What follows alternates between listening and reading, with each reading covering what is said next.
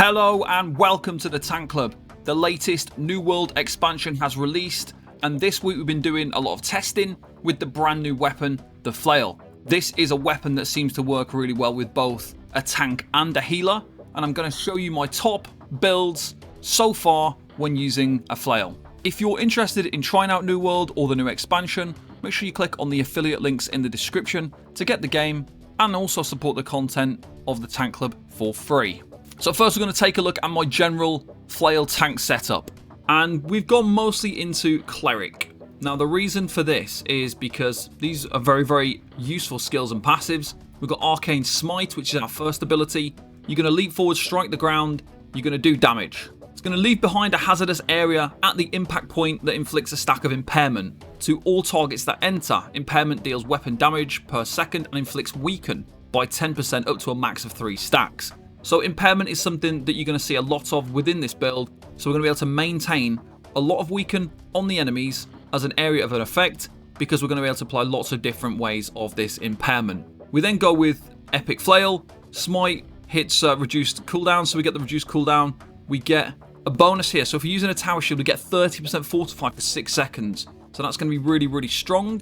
And then we also get again here a stacking weaken to enemies, so with lots and lots of weaken. We additionally get lifesteal, which is also useful because we're able to gain more health back, and so are our allies in our group. Our other ability is Arcane Vortex. Now this is a group buff, so we swirl the flail above the player's head, dealing damage. After the first spin is complete, it puts a AoE on the ground that gives 10% in power for 5 seconds to all allies. So our allies all gain 10% in power.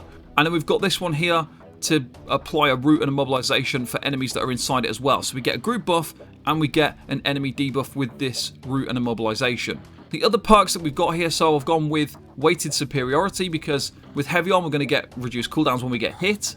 If you decide to go with a medium or light armor tank build, you're also going to benefit from this as well. This one's another useful one, so being hit or blocking a hit from a melee attack while above 90% health inflicts a stack of impairment. So again, another impairment stack. So the more we stack that up, the more we have weaken. The longer we have weaken for in the enemy, the less damage the enemy is going to do. We've also got this one, so while below 30% health, attacks gain 3% lifesteal, and while above 50%, extend the duration of damage over time effects on the target by 7%. So it's one of the more useful passives in the cleric section for a tank, but also we're trying to unlock this last one here.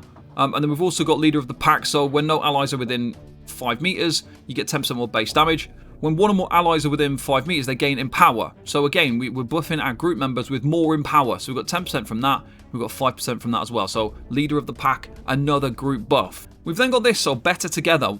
While within 4 meters of one or more allies, you grant passive healing to self and all allies that heals for 16% weapon damage every 3 seconds. Now it does scale with focus, but it still provides a really nice amount of passive healing. So you're basically just passively healing yourself and group members with these various different things that you've got running here with the lifesteal and the heal. So it's not going to replace the healer, but it's nice additional healing, especially if you need it. On the Bastion side of things, I don't really like Barrage, even though it is another taunt skill, and it's quite good for instigating combat. You kind of run in, you hit the ground, it does staggers enemies.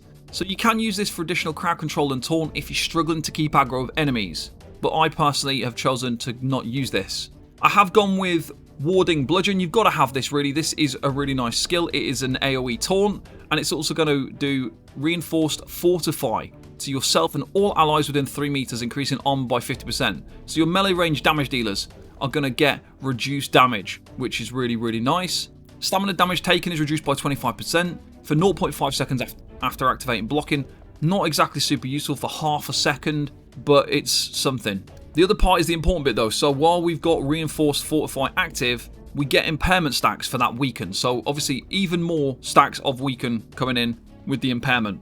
And then again, a nice little group buff here. So upon activation, nearby ally within 6 meters is selected and you become linked to them. While the connection is active, they gain Empower, increasing their base damage by 15%, and you both gain damage absorption, reducing damage taken. So really nice group buff again. The other little passives here we've gone with, while above 50% health, reduce your damage taken, and while below, reduces the attacker's stamina damage dealt while blocking by 10%. So it just means you can block for longer because you're taking less stamina damage. This is also another one that's going to give more impairment stacks, so the first target hit with a heavy attack within 3 seconds of using an ability will cleanse 1 stack of any debuff from self and will inflict a stack of impairment. We've got this one here, so for me, especially with the tower shield, decreases duration of crowd control effects on the player by 10%. I quite like that, but it's going to give us a buff no matter what type of shield we're using. We have to take something, we have to take this passive. You've got no choice because you cannot get to this skill without this passive, so this unfortunately is something that you have to take. I would quite like to have this passive here, but we're not able to get it, and the other one seems stronger. So migrated protection, when blocking you gain 3-second tracking status effect. Every blocked hit extends the duration, so like if you are using heavy, you're going to get 5% absorption at full health. It increases to a max of 20% mitigation as your health decreases, so it's something that's going to help your survivability as you have got less health. So this is something that I don't feel like is worth losing to gain a bit of extra stamina. And then we've also got this one here, so reinforced vitality increases your max health by 25% of your physical armor rating. So you could switch this if you are having stamina trouble, switch this one over to this one, but you are going to have potentially quite a lot of physical armor, so you are going to get a nice chunk of additional health via this passive. So I'm just going to go for like a little beginner setup to start with, and as a beginner, a nice little setup would be the flail with tower shield alongside a sword and a tower shield or a hatchet. So with this kind of setup, you want to distribute your attributes 350 into constitution and 50 into focus, with everything else into strength. The reason why you do this is because you get grit, increased armor, health, damage reduction. The points into focus are also really useful because it reduces your cooldowns and increases your incoming healing, and then obviously strength will increase your damage, which helps you to keep higher threat and hold aggro of enemies. As a beginner, you want to start with Alliance gear obtained from your Alliance vendor, or purchase cheap gear from the market that has refreshing and health perks. You've also got physical and elemental aversion, which are also good at this stage, so those are worth getting as well. Good weapon perks include refreshing move and life stealing. On your jewelry, look for health and divines on your necklace, leeching and hearty on your ring, and refreshing toast on the earring as the main perks. The only other thing you really need for like a beginner tank setup using this build would be a shield, ideally with the perks that include shield defense, sturdy energy, but the main perk would be fortifying shield rush. For this setup, you combine the safety of the flail and shield with the sword and shield. The sword and shield provides an AoE taunt and additional damage reductions, with the flail offering tankiness, group buffs, defensive benefits, and crowd control. If you didn't want to double up on one hand and shields, then you could use a hatchet, and that provides the perfect alternative for a beginner tank, as it still provides an AoE taunt via Berserk, but more importantly, you have the Defy Death passive, which allows you to not die, and you've got access to debuffs with Infected Throw as well, and a lot of really good passives in there. The sword and shield would be set up like this, using Shield Rush as your gap closer and your combat starter. It applies Weaken and utilizes your Fortifying Shield Rush perk on your shield to give you the Fortify buff, which reduces your incoming damage. You also have Defender's Resolve as an AoE taunting skill and damage reduction, and then Reverse Stab to reduce the cooldowns on both of those skills via the Technician passive. Now, my more general setup would be a flail with tower shield alongside a spear or warhammer. I really like to utilize a spear on bosses and a warhammer on trash, even in this new patch. Attributes would be a little bit different. I would take down Constitution to 300 just to access the grit, keep the 50 in focus because those benefits are really nice, and then put a few more points into strength. Ward gear is out of here, which leaves us with some difficult decisions on perks. I'm personally focusing on refreshing, which you can only use a maximum of 4 pieces now. I also like health, since you can just face tank so much damage when you have a huge health pool. You really want to be using weapon ability buffing perks such as Crowded Bludgeon, which will reduce the cooldown of your Flail Taunt, and group buff an enemy debuff skill, Warding Bludgeon. But other useful perks include Physical Aversion, Elemental Aversion, Grit Ward, Elemental Conditioning such as Slash Conditioning, which reduces your incoming damage to that specific damage type. You've also got things like Freedom Vigor and Invigorated, but those weapon ability buffing perks are super important. With the new artifact gear coming with this patch, there are some truly great looking options that you could use with a Flail Tank build. Firstly, you have Odo, which is a flail artifact that comes with refreshing move and life stealing, which are both great perks, but it also heals you when you block and you do more damage to stunned enemies. When you upgrade your Odo in the Gypsum Kiln, you need to make sure you choose a gem slot and not a perk. You'll need a gem setting pin to do this, And if you choose a perk instead, you will not be able to slot a Carnelian gem. So then you won't be able to taunt with your flail weapon. Now, if you paired this up with artifacts such as the Wall, which is a shield artifact, the Void Dark Plate, which is a heavy armor, and an Ankh, which is an amulet, you suddenly have a huge amount of reliable damage reduction, increased armor and incoming healing.